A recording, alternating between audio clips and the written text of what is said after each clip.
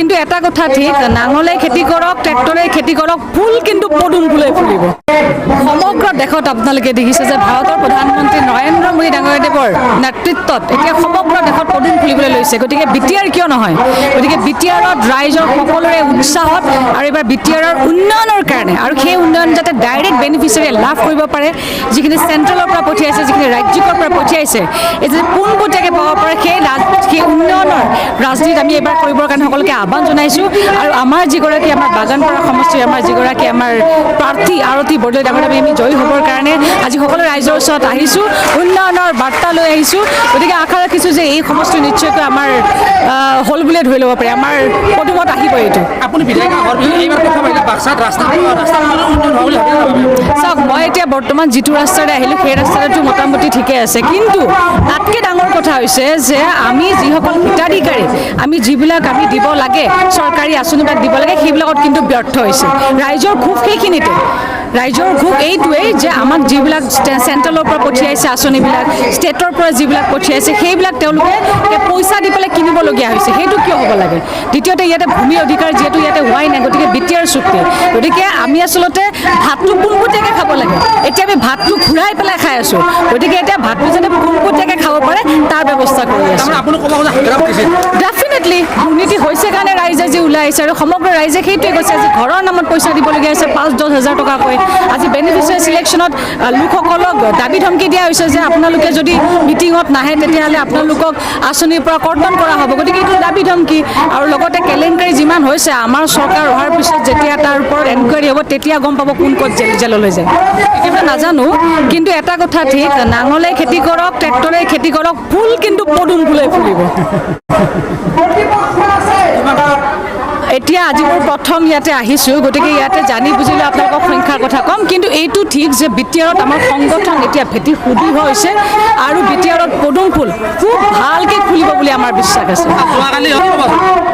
আজমল ডাঙৰীয়াদেৱে যে 100খন মিটিং কৰাৰ কথা কৈছে, তেওঁক মই কৈছোঁ যে তাত মিটিং কৰাৰ আগত এনেকুৱা মূলা গাভৰুৰ লগত যুঁজিব লাগিব, তেতিয়াহে তাত মিটিং কৰিব পাৰিব।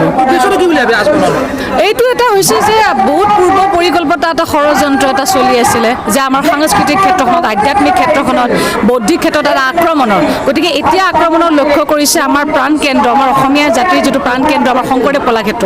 মই ভাবোঁ যে এইটো বহুত বেয়া। আচলতে এইটো ৰাজনীতি বুলি কোনো কথা নাই, ইয়াত সকলোৱে কিন্তু সমান্তৰালভাৱে মাত দিব লাগে আৰু ভৱিষ্যতে যাতে এই ধৰণৰ কথা ক'ব নোৱাৰে তাৰ কাৰণে আমি সকলোৱে ঐক্যবদ্ধ হ'ব লাগে।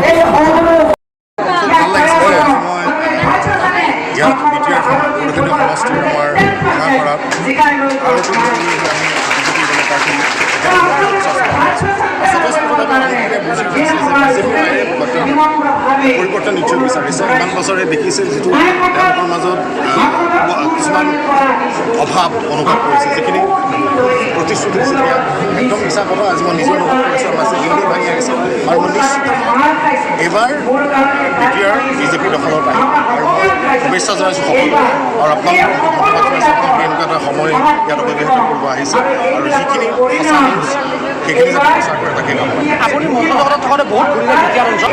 মই চাওঁ, মই যিটো অনুভৱ কৰিছোঁ থিয়েটাৰ BTR এৰিয়া যেতিয়া অভিনয় কৰিবলৈ আহিছোঁ তেতিয়া আমি ভয় সন্তুষ্ট কৰি অভিনয় কৰি থাকিবলগীয়া হয়। পৰিৱেশ পৰিস্থিতি কেনেকুৱা আছে, তেতিয়া লাহে লাহে পৰিৱৰ্তন হোৱাৰ দৃঢ় বিশ্বাস যে এবাৰ BTR পৰিষদ সমষ্টিৰ আমাৰ আৰতী বৰদলৈ হৈ মই প্ৰচাৰ চলাব আহিছোঁ আৰু নিশ্চিতভাৱে এবাৰ BJP দখললৈ আহিব বুলি মই দৃঢ় বিশ্বাস কৰিছোঁ। কিহৰ ভয়ংকৰ পৰিৱেশ পৰিস্থিতি, ৰাস্তা ঘাটৰ ডেভেলপমেণ্ট নালাগে, বাহিৰৰ মানুহ কিছুমান আপুনি পৰ্যটকৰ মানুহবিলাক যিখিনি প্ৰতিশ্ৰুতি দিছিল আমাৰ যিখিনি প্ৰতিশ্ৰুতি দিছিল সেই প্ৰতিশ্ৰুতি কিমান দূৰলৈ ফলপ্ৰসূ হৈছে নিজে পৰিলক্ষিত হৈছে। আৰু এতিয়াও মই BJP দল আহিব আৰু পৰিৱৰ্তন নিশ্চয় হ'ব। আপুনি আজি অভিনয়ত শৰীৰত থকালৈকে ৰাইজে বিচৰালৈকে অভিনয় কৰি যাম, নমৰালৈকে ৰাইজে বিচৰালৈকে অভিনয় কৰিম। যিটো ৰত্নাকৰ শেষ হৈছে, ৰত্নাকৰ ৰাইজে হিন্দু বাহিনী ছবিখন চাগে এতিয়া অনাগত দিন আৰু COVID-19 এনেকুৱা এটা পৰিৱেশৰ মাজত আৰু যদি প্ৰডাকশ্যন সুন্দৰ ছবি এখন ৰাইজক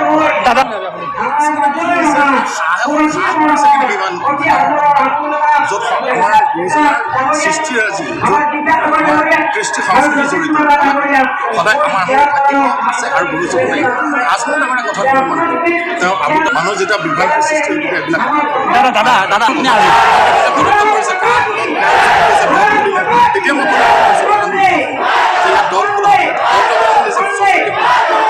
দল খুলিছে বিভিন্ন ডাঙৰ দলত যোগদান কৰিছে কোনোবাই কংগ্ৰেছত যোগদান কৰিছে আৰু মই জানো আৰু মোৰ যিটো সিদ্ধান্ত লৈছে বিজেপি দলত আচলতে ভৱিষ্যতে বিজেপি দল জনসমৰ্থন কৰি 2021 মহাগতে কিবা ক্ষতি কৰিব নেকি বিজেপি বিজেপি দলত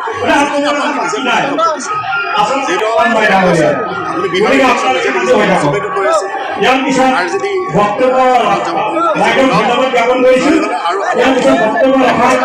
সৰ্বানন্দ সমাজ চৰকাৰ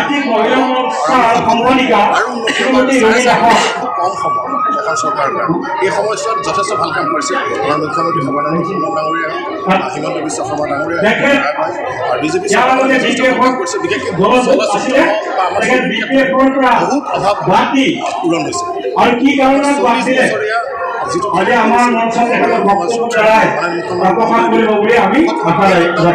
যিখিনি তেওঁলোকে চোৱা চিতা কৰিছে মৰম চেনেহেৰে তেওঁলোকক সাহস দিছে জীয়াই থাকিব পাৰে সেইটো মই ধন্যবাদ জনাইছোঁ আৰু এটা কথা হ'ল আগৰ পৰা এইটো আছে আগৰ পৰাই আছে আৰু মই জানো যে এইটোৱে তেওঁলোকৰ মুখত ঠেকেচা বিজেপি আৰু এই লোকৰ যিটো মিত্ৰ নাই আৰু বিজেপি চৰকাৰ পুনৰ হ'ব